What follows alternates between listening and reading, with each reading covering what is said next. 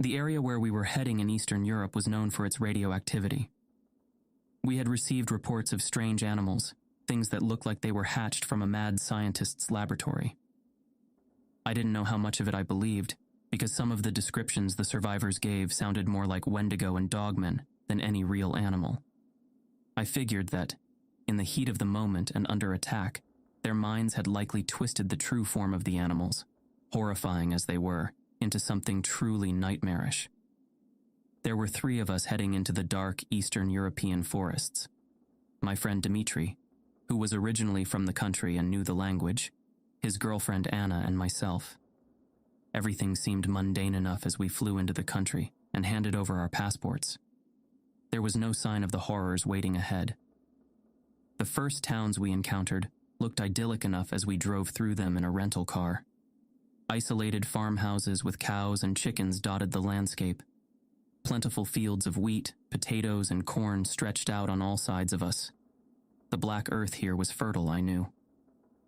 As we headed deeper into the radiation zone, however, the houses and farms all started to look abandoned and dilapidated, the fields barren and dead. Christ on a cracker, I muttered, more to myself than to my friends. This place looks like it suffered through the apocalypse. It did, Dmitri said grimly. A nuclear apocalypse. I feel like the biblical one is far more optimistic than the true apocalypse will be.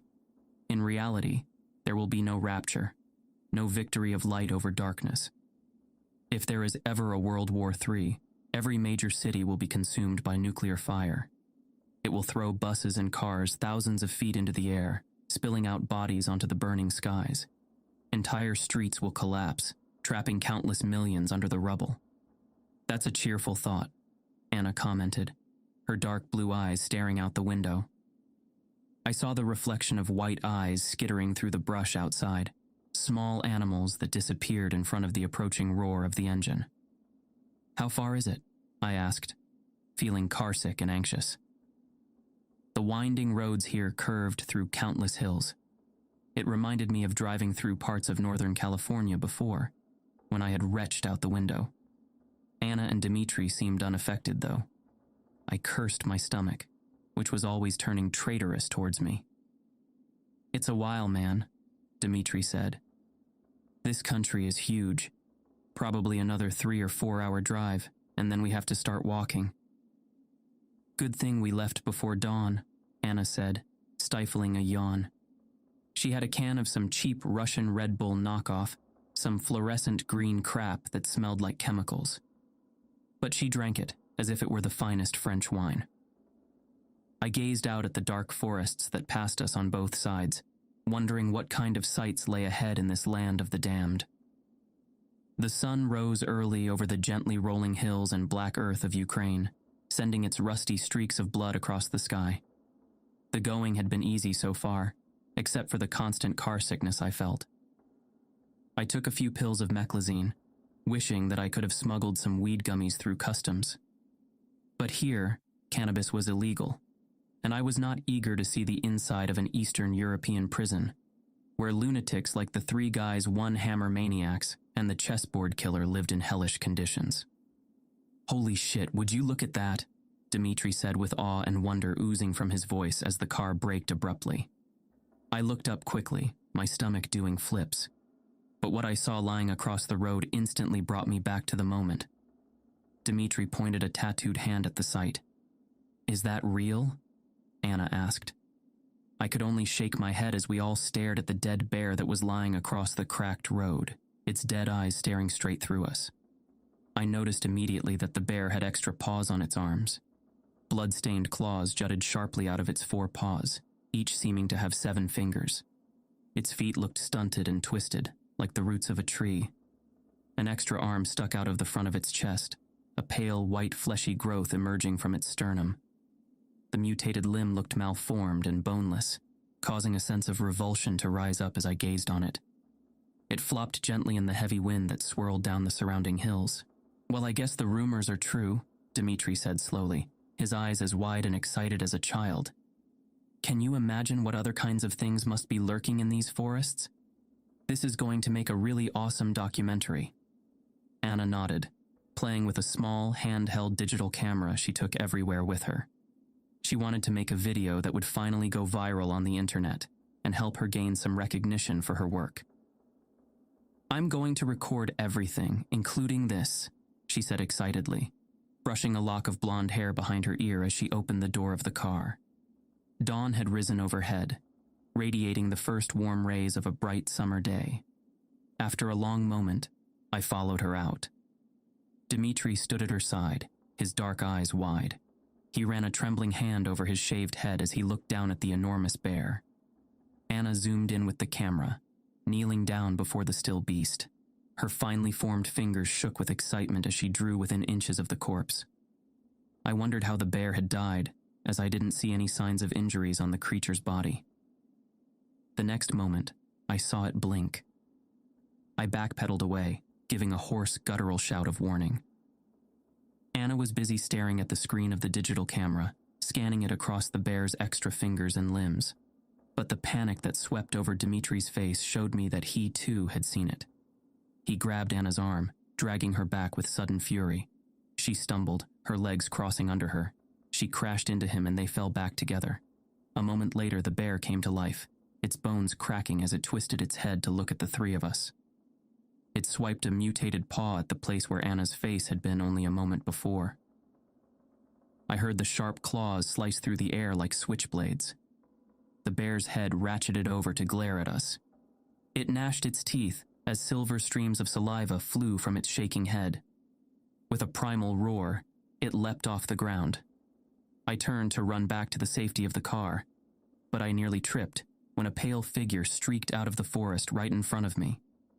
It looked like something conjured up in a nightmare. It was naked and bloated, its skin white with bulging pink cheeks. It looked to have a combination of human and pig features, and yet it ran upright like a person.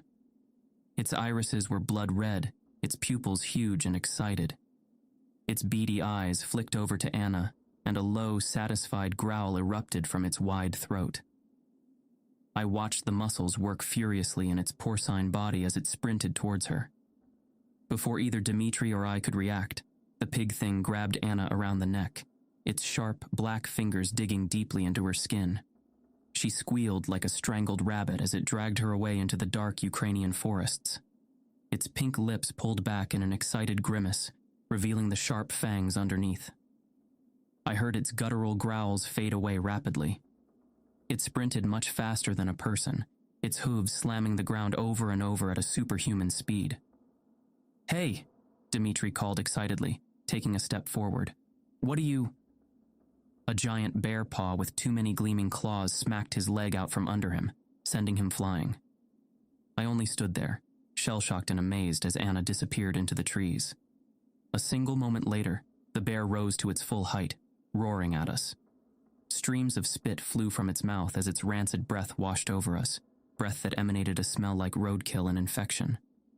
I put my hands up, flinching, expecting a blow that never came. When I looked up, the bear had gone back on all fours. It ran in the path the pig creature had gone, its white, boneless extra limb hanging limply from its chest. "What the fuck?" Dmitri cried on the ground, rocking back and forth. I came back to life, running over to his side. I saw deep gouge marks slice through his blue jeans. Bright streams of blood lazily dripped from the claw marks on his left leg. "We need to get help," I cried, shaking him. His eyes looked far away and confused, as if he didn't fully realize what was happening. "We need to go back and get the police." "The police?" he asked, laughing. "The police here won't do anything. You think they're going to travel out into the radioactivity zone just for a missing person?" He shook his head grimly before reaching out a hand to me. "Help me up. There's a first aid kit in the car. We need to bandage this up. Then we're going after Anna." We had no way to call for help. The phones this far out in Chernobyl didn't work, and there were never any cell phone towers built in the silent land. After Dmitri had disinfected and bandaged his legs, he rummaged through the trunk looking for weapons. "God damn, there's nothing good here," he said despondently. "Some bear mace, some knives. What good is any of that going to do against these mutated monsters?" "We need an AK-47. I nodded in agreement.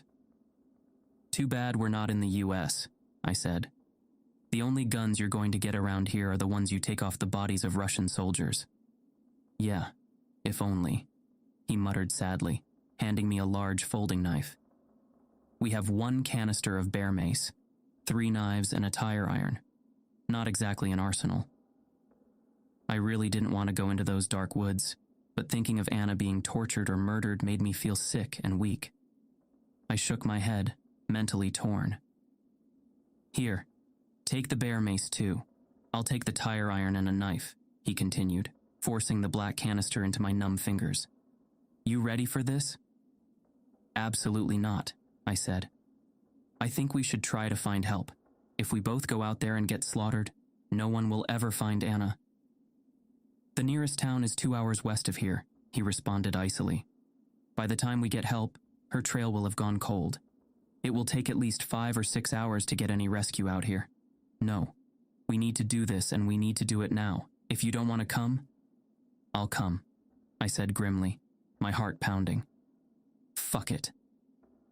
Dmitri had a sad history.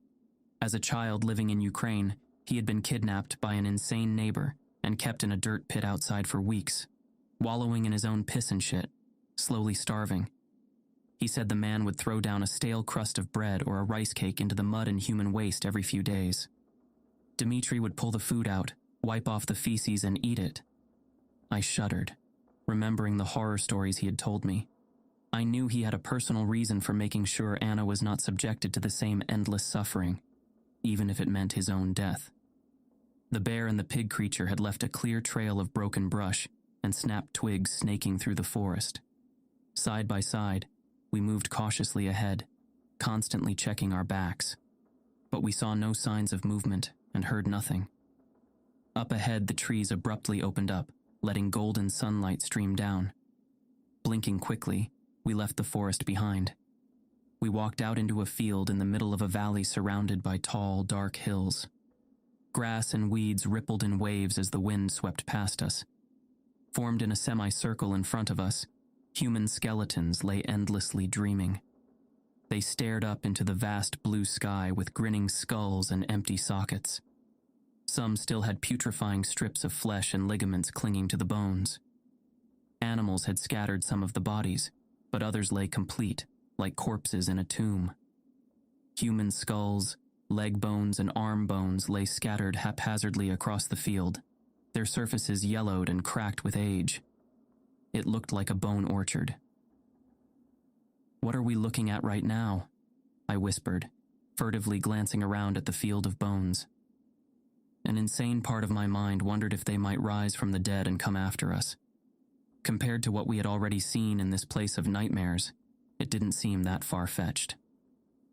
"Dead bodies," Dmitri said grimly.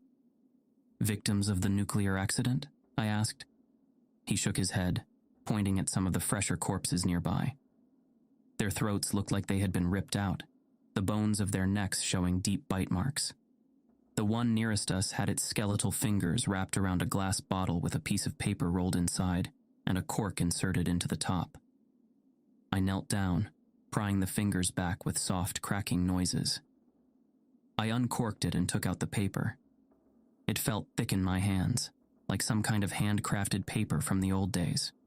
The cursive flowing across the sheet looked like it had been written in a quill pen with actual ink. In confusion, I read the letter aloud. "Rules to survive in the Helskin Nature Preserve. 1. The cult known as the Golden Butchers has been kidnapping women to breed them with the pig creatures. They worship the offspring that result from these unions as gods. If a member of your group gets taken, you will find them in the living farm at the end of the forest. 2. If you encounter Mr. Welcome, the enormous pig god with the eyes on his forehead, you must not let him touch you. 3. The red snakes can only see while you're moving. If you encounter them, stay still. Don't even breathe." "Breeding women with pig creatures?" Dmitri cried, horror washing over his face. "We need to find her, but where do we even start?" I looked through the field, trying to see any sign of tracks, but it looked like hundreds of animals had gone through this field recently. Paths of tall, crushed grass crisscrossed the enormous length of it, some of them worn down to black dirt and stones. I just shook my head, having no idea. A distant scream rolled its way down the surrounding hills. It came from our left and sounded very much like Anna. Dimitri's eyes turned cold. Without looking back at me, he started frantically running towards the sound. It faded away within seconds. "Wait up!" I cried, sprinting as fast as I could. His freshly shaved head gleamed as he disappeared into the trees. Gripping the open buck knife in my hand, my knuckles white with tension and fear, I followed after him. We wandered for hours through the woods, never hearing a second scream to guide our path. We both hoped that we were going in the right direction. A small deer trail winding through the brush opened up, heading up rocky hills and clear streams of water. Sweating and nervous, we traveled for miles and miles, rarely talking. A few times I tried to get Dimitri to slow down. "How do you know you're going in the right direction?" I asked. "We've been walking this trail for 5 hours and haven't seen a thing." This was the direction the scream came from, he said weakly. Where else would they go? They would want to travel quickly with a hostage. They would take a trail. I didn't point out that there may be other trails, that we had absolutely no idea where we were going. As we reached the peak of a mountain, I pulled a small, portable Geiger counter we had taken along for the trip. The radioactivity here was high, much higher than normal background radiation. I didn't know how far we were from the nuclear power plant at the center of all this, but at a certain point, it would become too dangerous to keep moving forward. Dimitri was next to me, chugging a bottle of water when a shriek rang out below us. It sounded almost animalistic, but had a strange electronic distortion. Amplified to an ear-splitting cacophony, it echoed through the trees. Much quieter roars answered from the forests all around us in response, the cries of bears and other predators. These sounded much closer, however. "Psst," a pile of thick ferns said to my left, shaking suddenly. In Ukrainian, the ferns continued by whispering, "Hey you." I jumped, swinging the knife in the direction of the brush, watching the blade shake wildly in my hand as fresh waves of adrenaline surged through my body. Dimitri was by my side, his eyes wide and wild. He glanced over at me, nodding. He had the tire iron raised like a tennis racket, ready to strike. A moment later, a little boy crawled out. He was scarecrow thin, his face smudged with dirt and filth, his dark eyes sunken and lifeless deep inside his small head. He had black hair and a nose like a little twisted lump in the center of his face. It seemed like it had been repeatedly broken. He didn't look older than 10, but he looked so emaciated that it was impossible to say. The rags and tatters he wore barely covered his body, and the boy was almost in his Genesis suit. "Come out," I said grimly. Dimitri's eyes bulged from his head. "Don't kill me, please," the boy whispered in a cracked, choked voice, his accent giving all his words a guttural tone. "Take me out of here. My mom and dad brought me here. They were part of the Golden Butchers, but a couple months ago, they got sick and died from all the poison in the water and food." "Who are you, kid?" Dimitri said, reaching down and pulling him up to his feet. I watched the boy closely, the bear mace in one hand and the knife in the other, looking for any sign of sudden violence or betrayal. "My name is Philip. I come from the farm," he said, pointing vaguely towards the tallest peak in the area. "You can't see it from here, but it's over there." Dimitri kneeled down until he was eye to eye with Philip. "Can you take us there?" he said. Philip's eyes teared up, but he slowly nodded. "If you will take me with you when you leave, I'll show you," he said, crying now. "But it is a horrible place. It is the place of Mr. Welcome." Philip guided us to the living farm, saving us a great deal of time. He navigated the forest like an experienced hiker, seeming to know the entire area from the smallest clues. A split, fallen tree, or a tree with a whirl like an eye, or a sudden curve in a babbling brook. It saved us a great deal of time wandering through the woods, where everything looked exactly the same to me.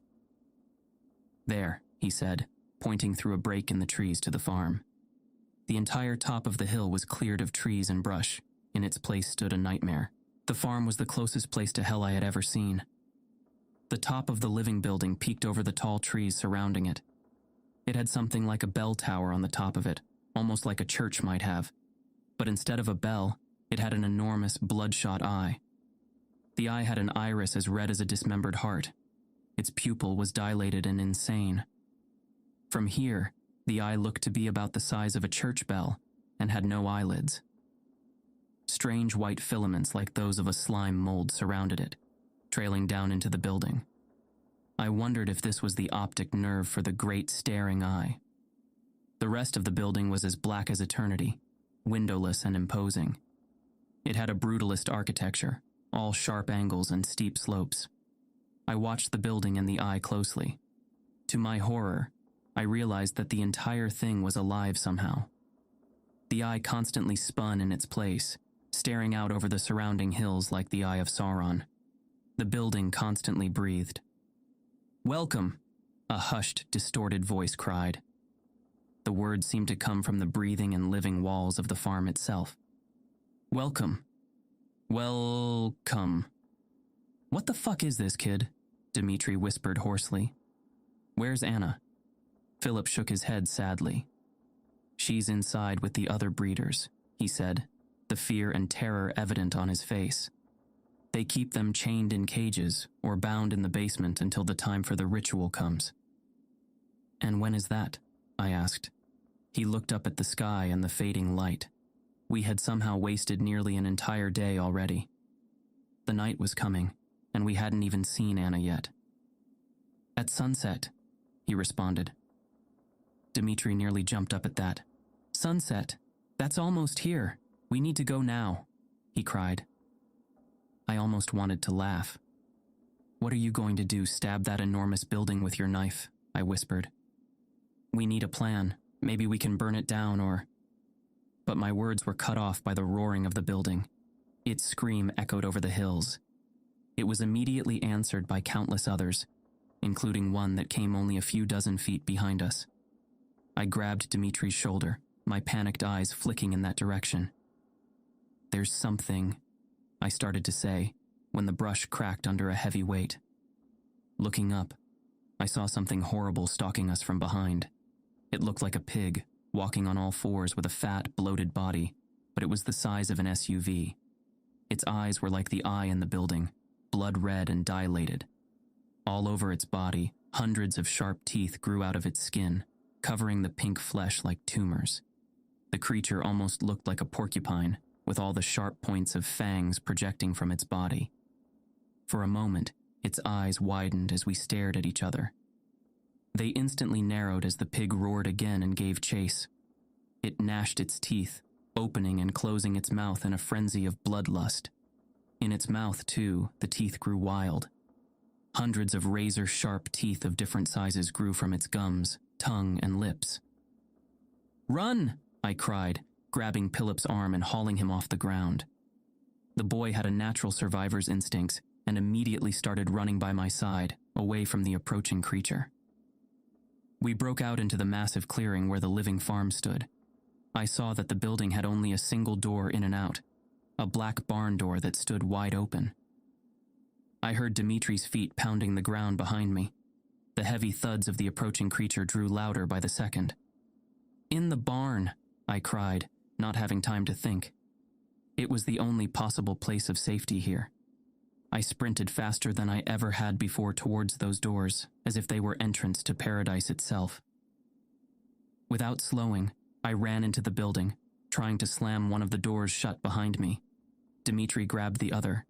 With the creature only seconds away, they started swinging shut. Philip's small body pressed against my leg as he came forward, using his meager strength to help me. The door was extremely heavy and hard to move. The building itself looked like it was 6 or 7 stories tall, and the doors to the barn nearly a third of that height. With a tortured creak, they slammed shut. A single breath later, something heavy thudded against the other sides, as if it had been hit by a battering ram. But the door held. Quickly, Dmitri and I grabbed a large board leaning against the wall and stuffed it into the brackets on both sides of the door, locking it from the inside. I noticed how cool and dark it was in here, as if I had walked into a cave. I turned, taking in the interior of the living farm for the first time. At that moment, I had to repress a scream welling up in my throat. Hundreds of imprisoned women lined both sides of the barn. They were stacked one on top of another like prison cells. Wearing filthy, blood-stained rags, most of them looked silently down on us with dead, haunted eyes. I noticed the majority were in their 20s or 30s, but their eyes looked centuries old. Along the back wall, an enormous pig lined the wall, positioned like Jesus on the cross. It stood as tall as the barn itself. Extra eyes covered its face, a dozen of them positioned all over its cheeks and forehead. From the top of its head, I saw white filaments rising up into the bell tower. Its many blood-red eyes focused on us, as still as death. "Welcome," it hissed. "Welcome." Its limbs were chained to the wall, enormous rusted links intertwined around its body, preventing Mr. Welcome from moving. "Anna?" Dimitri cried, looking around frantically. There was no one else here that I could see, except for Mr. Welcome and all the hostages. "Anna, where are you?" "Don't scream," Philip said in a tiny, fear-choked voice. "Please, don't scream." But it was too late. As Dimitri's last words faded, trapdoors built into the black floor of the barn sprung open. Dozens of mutated bears and pig creatures crept out, their predatory eyes scanning us with hunger and anger. "Fuck!" Dimitri cried, running back to the door at my side. Frantically, the three of us pulled the board up and dropped it to the fleshy floor with a clatter. As hisses and growls erupted all around us, and the predators creeped forwards towards us in a semicircle, the barn door flew open. It was night now, the darkness creeping in like a descending curtain. No pig creatures awaited us on the other side, but something worse seemed to be creeping out of the forest. I saw snakes the color of clotted blood slithering ahead. Each one was the size of a tractor trailer, yet they made very little noise. An occasional hiss would rip its way through the air, but they hunted silently. As I stood in the field in front of the barn, a no-man's land of hellish proportions, the certainty of death fell over my heart like grasping skeletal hands. I looked down at the little boy sadly. He gave me a faint smile, even though his eyes were terrified. "I think we're fucked," Dimitri whispered by my side. I only nodded. But at that moment I remembered the rules, and an idea came to me. "Just stay still," I said. "Don't even breathe." Philip and Dimitri looked at me strangely, then recognition came over their eyes. Dimitri only nodded, and then we all played statue. The predators from the barn were only 30 feet behind us by now, crouched down and hunting us like a cat with a mouse. Yet the snakes also closed in, their black, slitted eyes gleaming with a reptilian coldness. As the mutated bears and pig creatures leaned down to pounce, I closed my eyes, waiting for the inevitable. I felt a sudden rush of air all around me. The snakes flitted forward in a blur, their massive jaws unhinging. Two fangs swiveled out like switchblades, fangs big enough to impale a police car. Drops of clear venom fell lazily from the ends. Keeping my eyes closed, afraid to even breathe or blink, I listened as the sounds of tearing flesh and screaming animals resonated all around me. After about 30 seconds of this, everything went deathly silent. I don't know how long we stood there like statues, but eventually, someone touched my shoulder. I opened my eyes, unbelieving. Dimitri stared at me intently. "They're all gone," he whispered. "All except Mr. Welcome. It's now or never." I nodded, and together we moved into the farm. The trapdoor still lay open. I could hear very faint sobbing coming from under the building. Dimitri was afraid to make a sound. Together, the three of us went down to investigate.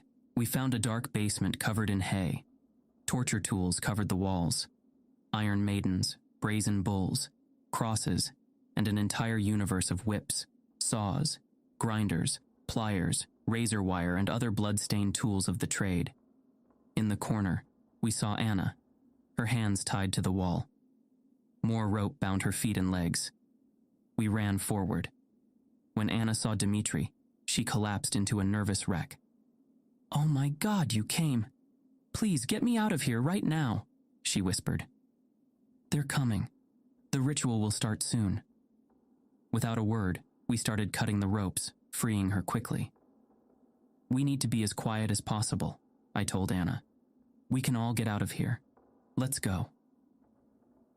As we ascended from the basement back to the main floor of the living farm, the repetitive metallic voice of Mr. Welcome kept repeating the same insane mantra. Welcome, it said. Welcome. Once the four of us were all together, however, it changed. Welcome, thieves, it hissed, its voice deepening and turning into a demonic gurgle. That is my breeder. You will have to find out what happens to thieves. I could only imagine all those blood-stained tools in the basement, and I shuddered. Mr. Welcome inhaled deeply, his massive fleshy body ballooning. With a predatory roar, he ripped the chains out of the wall of the living building. Orange pus and dark clotted blood dripped from the holes. The barn breathed faster and deeper, the broken walls vibrating and shimmering as new life and pain flowed into them. Mr. Welcome started moving towards us like a grinding juggernaut, walking on two legs like some sort of pig god. His many lidless eyes never looked away from us. The frayed optic nerves leading to the bell tower broke with a sound like snapping rubber bands. Dmitri looked at me with great sadness in his eyes. Get away, he whispered. I'll distract it. Just get Anna home no matter what. Before I could respond, he ran forwards towards the abomination, the small, useless knife raised in one hand. Mr. Welcome saw him coming. He tried to swipe at Dmitri with a sharp black hoof, but Dmitri ducked, running around the back of him. He gave a battle cry and started stabbing the monster in the back of the leg, which probably hurt it about as much as a toothpick. But it provided a distraction. This time, Mr. Welcome spun his whole body, falling back to all four legs to deal with this nuisance. He used his massive snout to smack Dmitri hard, sending him flying across the barn. He hit the wall with a bone-shattering thud. Dmitri's skin immediately started to blacken, as if he were being burned alive. His eyes melted out of his face as he screamed, clawing at the dying patches of necrotic tissue spreading across his body. Within a few seconds, his screams faded to agonized groans. He tried to crawl back towards us as he died. Run, I screamed, grabbing Anna's hand and forcing her to sprint by my side. Philip was already one step ahead of us, frantically trying to reach the shelter of the forest. I heard the ground shake behind me as Mr. Welcome drew near, moving much faster than we could ever hope to go. I knew we would never make it. Keep going, no matter what, I yelled at Philip and Anna. They kept running, the animal instinct to survive now foremost in their minds. I had to suppress mine. I turned to face the creature, the evil pig god known as Mr. Welcome. In hindsight, I don't know if God or some divine power had interceded, but the bear mace was probably one of the few items that could have saved us at that moment. Mr. Welcome had many eyes, and now that he was running on all four paws, his face was within reach. As my heart palpitated wildly, I raised the bear mace and sprayed at his dozen eyes. He didn't slow, and I had to jump to the side to keep from being trampled. The air whooshed past me as if a subway car had gone by. But a moment later, Mr. Welcome gave a roar, and not one of anger and hunger. This was a roar of pain and uncertainty. Blinded, Mr. Welcome frantically started running in circles, knocking down huge swathes of trees. The ear-splitting racket as he pulled the forest apart crashed over the surrounding landscape.